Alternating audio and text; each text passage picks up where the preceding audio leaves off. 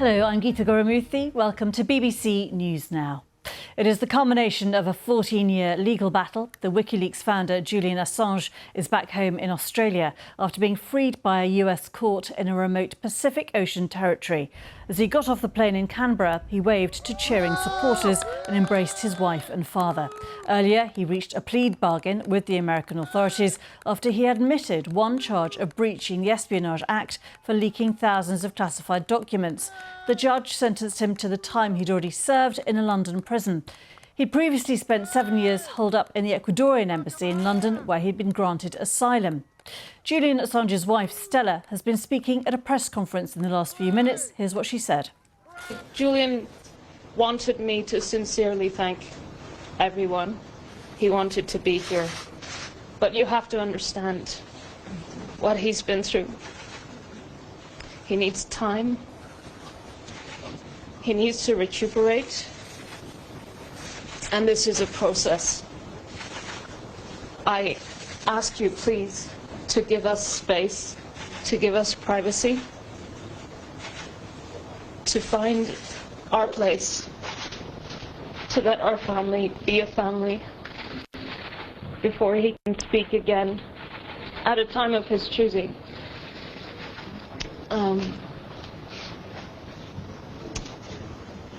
I think it's important to recognize that Julian's relief and the breakthrough in the negotiations came at a time when there had been a breakthrough in the legal case in the UK, in the extradition, where the High Court had allowed permission to appeal. There was a court date set for the 9th and 10th of July, an upcoming court date in which Julian would be able to raise the First Amendment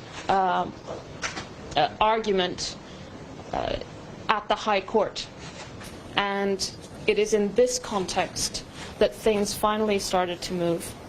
I think it revealed how uncomfortable the United States government is in fact of having these arguments aired, because this case, the fact is that this case is an attack on journalism, it's an attack on the public's right to know, and it should never have been brought. Julian should never have spent a single day in prison. But today we celebrate, because today Julian is free. In a press conference a short time ago, at that same press conference, Jennifer Robinson, human rights lawyer, talked about the conditions of Mr. Assange's release. We are absolutely delighted, after a very long and complex negotiation with the US government, that we've reached this plea deal that enabled him to come home to Australia as a free man. The agreement is that he will spend no more time in prison. The terms of the plea deal are, unfortunately, in order to win his freedom, Julian pleaded guilty to conspiracy to commit espionage for publishing evidence of US war crimes, human rights abuse and US wrongdoing around the world. This is journalism. This is the criminalisation of journalism. And while the plea deal does not set a judicial precedent, it's not a court decision, the prosecution itself sets a precedent that can be used against the rest of the media. Well, I speak to Phil Mercer, our Sydney correspondent, for more on this case.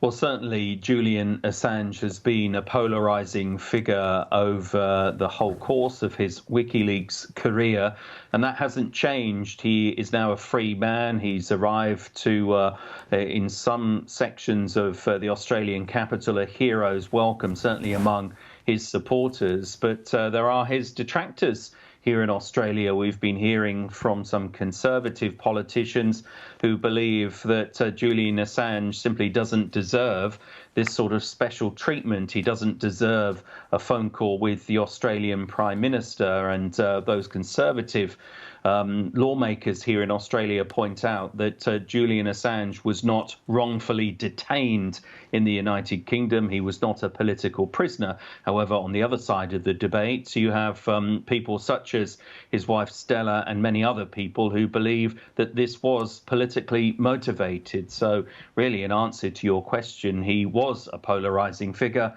and he still will be. So quite clearly, the campaign to secure Julian Assange's freedom is now over, but the debate about what he did and what WikiLeaks did back in 2010, that debate will continue to rage for a very long time. And one journalist in the questions did raise the actions of WikiLeaks over Hillary Clinton's emails and the leak there, of course, when Hillary Clinton was fighting Donald Trump for the US presidency. This divides political opinion across the world in terms of what they did and how WikiLeaks act. Yes, we've heard in the last few days from Mike Pence, the former vice president, who believes that the plea deal that US prosecutors offered Julian Assange, and one that he's obviously taken, was a miscarriage of justice. Phil Mercer, there, our Sydney correspondent. Well, we heard Phil discuss some of the opposition to Julian Assange, and the former US Director of National Intelligence, James Clapper, spoke to Nick Robinson on the BBC's Today programme earlier today. First, what he did was wrong and illegal. And one of our federal grand juries saw fit to indict him on 18 charges of espionage-related charges. And of course, the concern that we had, and of course I was in the government at the time, the potential identity and compromise of assets, Iraqis and Afghans who were helping us. I imagine there are some people, because they were identified as having helped us, and they were doing that on a clandestine basis, and when they're sort of outed, I imagine some of them lost their lives. Now, I don't know that, given the situation, particularly in Afghanistan. So what do you say to people who think he's a hero? I don't agree with that at all. I think he did serious damage. But I also have to acknowledge that he spent 5 years in a hard time in a UK jail there in London. And before that, 7 years of confinement in the Ecuadorian embassy. James Clapper there, former head of the US, Director of the US National Intelligence. Well, of course, as we've been hearing, Julian Assange appeared in court earlier today on the island of Saipan, which is a US territory in the Pacific Ocean. Our Southeast Asia correspondent Jonathan Head was there and sent us this report. Julian Assange walked into the courtroom on this remote Pacific island to hear whether the agreement he'd struck with US prosecutors would stick. After 2 hours of very careful consideration by the judge, it did. He pleaded guilty, and she agreed to a sentence equal to the time he'd already served in Britain. But his lawyers still insist his prosecution for breaking an espionage law was unjust. We firmly believe that Mr. Assange never should have been charged under the Espionage Act and engaged in exercise that journalists engage in every day, and we're thankful that they do. It is appropriate, though, for this fight to end, and it is appropriate for the judge, as she did today, to determine that no additional incarceration of Mr. Assange would be fair, would be appropriate, and it is time for him to be reunited with his family. His decision to leak thousands of classified documents and videos like this one, showing a US military helicopter killing 2 journalists in Iraq, infuriated the US, which said his actions endangered the lives of its soldiers. Assange sought asylum in the Ecuadorian embassy in London after sexual assault charges were filed against him in Sweden, which were later dropped.